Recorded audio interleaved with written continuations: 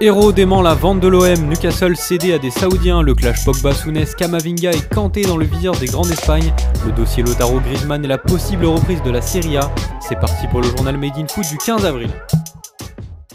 Et on commence avec l'Olympique de Marseille et Jacques-Henri Hérault. Alors que les rumeurs de vente de l'OM commençaient à envahir les réseaux sociaux dans cette période de crise sanitaire, l'ancien pensionnaire d'Harvard est venu calmer tous les supporters. Interrogé par l'équipe, le président du club de la Canebière a qualifié ces rumeurs de fake news et validé sans hésiter que Franck McCourt restera propriétaire encore un moment. D'après Hérault, Marseille, qui ne se trouve pas dans une situation économique confortable, a vécu sa première phase depuis son rachat par l'homme d'affaires américain. La prochaine serait d'assurer l'équilibre financier pour permettre à l'OM de connaître de bons résultats sportifs. Des résultats, ce n'est pourtant pas ce qui manque en ce moment aux Phocéens. À l'heure actuelle, les hommes d'André Villas-Boas pointent à la deuxième place de Ligue 1, derrière Paris. Si le championnat reprend comme prévu le 17 juin, Marseille sera en pole position pour retrouver la Ligue des Champions. L'OM n'est pas vendu mais Newcastle pourrait bien l'être. Le club du nord de l'Angleterre fait les gros titres des tabloïds ce matin, avec un chiffre exposé partout.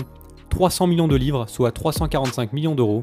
En effet, Mike Ashley, milliardaire anglais et propriétaire de l'écurie, aurait cédé 80% du club, au prix mentionné, à un consortium mené par la femme d'affaires Amandine Staveley. Dans le deal y figure la société PCP Partners, Ruben Brothers et surtout le fonds d'investissement saoudien PIF, mené par le prince Mohamed. À la une du Daily Express, Ashley encaisse. Le quotidien qualifie de controversé le règne du boss de Sport Direct, une célèbre entreprise de textiles sportifs en Angleterre. Peut considérer à Newcastle, Ashley enfin vers la sortie comme le souligne Star Sport, devra donc mettre fin à une aventure de 13 ans. On reste en Angleterre où Paul Pogba fait également la une de plusieurs journaux. Critiqué pour son manque de sérieux et de régularité par la légende de Liverpool Graeme Souness, devenu consultant pour Sky Sport, le champion du monde avait décidé hier de répondre au micro de UTT Podcast. Le Français avait alors déclaré ne jamais avoir entendu parler de Souness. Le triple champion d'Europe et quadruple champion d'Angleterre avait alors riposté sur Sky Sport, demandant tout simplement à Pogba de mettre ses médailles sur la table. Pas encore de contre-attaque du genre de Manchester United, un clash qui a assurément régalé la presse anglaise. Courtisé par le Real Madrid, Pogba continue de faire la une des journaux. Autre élément ciblé par les merengues, Eduardo Camavinga. La pépite du Stade Rennais âgée seulement de 17 ans figure très sérieusement dans le viseur du président Florentino Pérez.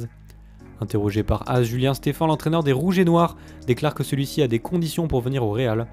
En effet, au cours d'un long entretien, le Breton revient notamment sur l'émergence du prodige, qu'il estime comme prêt à évoluer au plus haut niveau, mais pas pour la saison prochaine. Selon le fils de Guy, adjoint de Didier Deschamps en équipe de France, Camavinga doit encore apprendre dans son club formateur, décrivant une nette différence de pression avec un club aussi grand que le Real.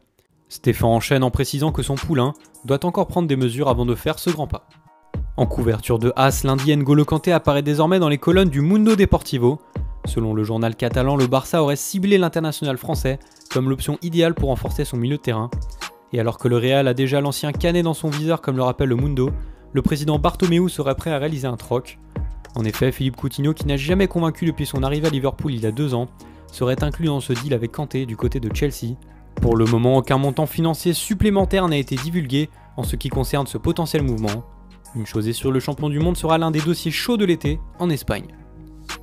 Du mercato toujours, mais cette fois-ci un dossier qui ne cesse de faire parler depuis une semaine. Priorité absolue de Barcelone pour ce mercato estival, Lautaro Martinez a vu son avenir se bousculer. D'après Sport Italia, la crise du coronavirus compliquerait le dossier et un échange serait privilégié au vu de la situation financière compliquée du Barça. Justement, hier, la Gazzetta dello Sport révélait que les Nerazzurri auraient demandé dans le transfert le renfort d'Antoine Griezmann en échange. Ce matin, Sport consacre sa une à cet étonnant feuilleton qui implique l'international français. Selon le journal Pro Barça, l'Inter contre-attaque et cherchera à renforcer sa position dans les négociations en demandant les services de l'ancien joueur de l'Atlético. Enfin, on reste en Italie où se tiendra aujourd'hui une réunion du Conseil de la Ligue pour la reprise de la Serie A. À la une du Corriere dello Sport, tout est prêt. Le journal est optimiste et parle de récession de la pandémie de coronavirus pour faire avancer la cause du calcio, bien que l'Italie reste le deuxième pays le plus touché du monde derrière les États-Unis avec 20 000 morts. La Gazzetta dello Sport décrit la Serie A comme dans une boule de cristal, 3 mois maximum pour finir le championnat indique le quotidien. Et puis de son côté, Tuttosport choisit d'aborder en exclusivité le potentiel calendrier à la sortie du confinement. Le championnat se déroulerait du 4 juin au 12 juillet et les matchs s'enchaîneraient tous les 2 ou 3 jours. Un calendrier très dense pour disputer les 12 dernières journées de Serie A.